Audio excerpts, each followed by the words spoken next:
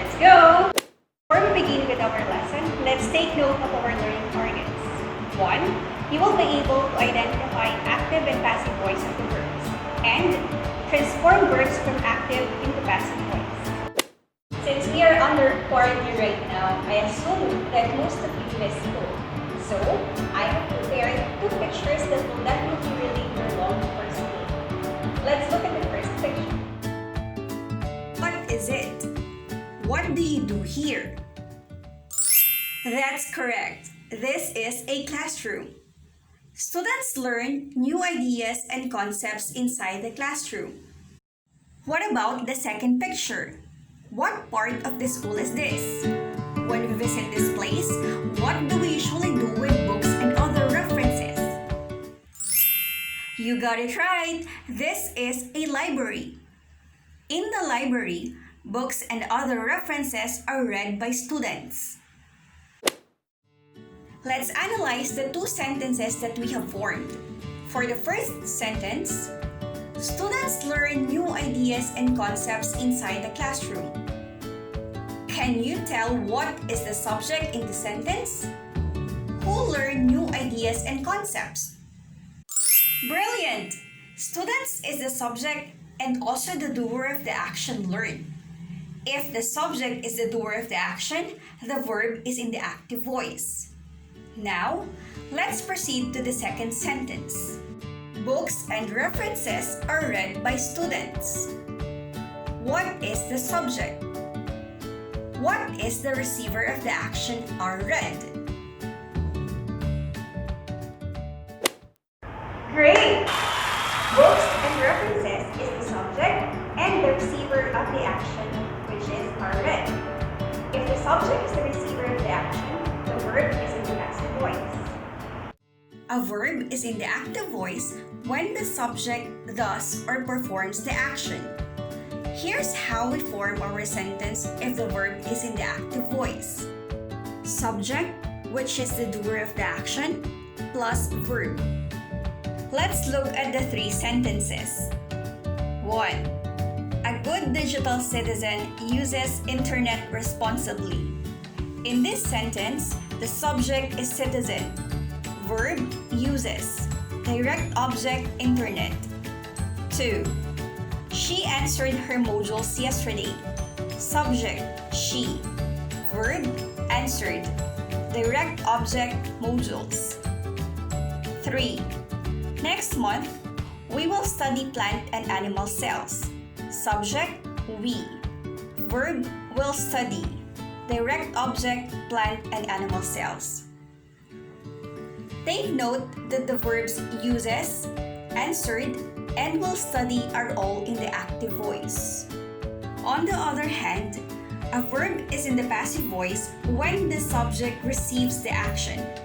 We form the passive voice by adding an auxiliary verb to the main verb, which is in its past participle form.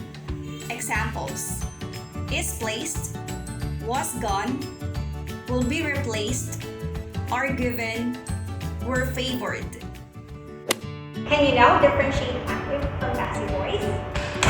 It's amazing! Remember that verbs can be in the active or passive voice. We use the active voice if we want to give emphasis to the subject who performs the action. On the other hand, we use the passive voice if we think that the receiver of the action or the action itself is more important. Therefore, one skill that you have to learn is transforming active voice into passive voice. Let's use this sentence. A good digital citizen uses the internet responsibly. The verb uses is in the active voice because the subject citizen is the doer of the action. Take note that the verb uses is in the simple present tense. How do we transform this into the passive voice? The internet is used by a good digital citizen responsibly. Remember that the tense of the auxiliary verb should be the same as the tense of the main verb in the original sentence. Here's the table that will help you use the correct auxiliary verbs when transforming active to passive voice. The verb needs is in the present tense and in the active voice. To change it to passive voice, we use the auxiliary verb is for singular subject and are for plural subject. We also change the main verb need to its past participle needed. The verb ate is in the past tense and in the active voice.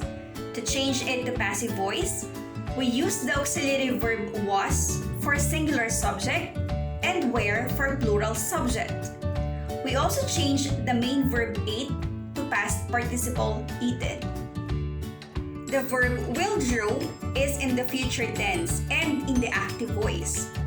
To change it to passive voice, we use the auxiliary verb will be regardless of whether the subject is singular or plural. We also change the main verb drew to past participle drawn. Easy, right? You may do the honors of saving and storing this to your memory bank. Now, get your paper and pen and let's try to transform the verbs in these sentences into a passive voice.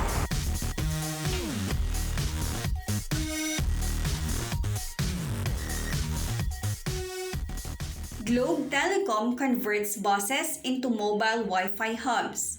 You have 10 seconds to answer this.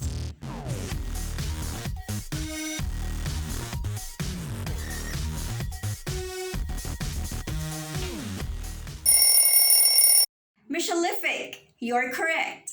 Buses are converted by Globe Telecom into mobile Wi-Fi hubs. Is your answer the same with this? I bet it is. Now, let's try this sentence. The congressman voted Representative Lord Alan Velasco as the 27th Speaker of the House of Representatives. You have 10 seconds to answer this.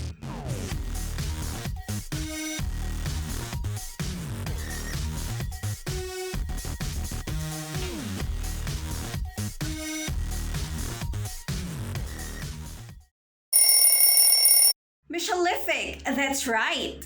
Representative Lord Alan Velasco was voted by the congressman as the 27th Speaker of the House of Representatives. Easy peasy, right? I know you got it.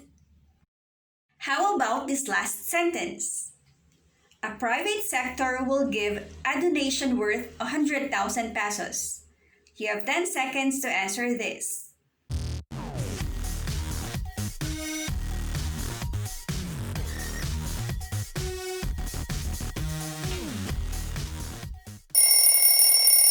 Mishalific, great job! This is quite tricky. A donation worth 100,000 pesos will be given by a private sector. Amazing! You got it all right! How did you find our lesson today? It's interesting and challenging, right? To sum it up, a verb is in the active voice when the subject performs or does the action.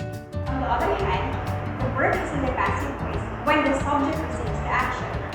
We form the passive voice of the verb by adding an auxiliary verb to the past participle of our main verb. Isn't it amazing to learn active and passive voice of the verb? Yes, I know. It could be tricky sometimes, but remember the important points in our lesson and you'll be fine. I hope that you learned a lot today, and don't forget to share it with others. That's it for our episode of English on Air. Happy learning!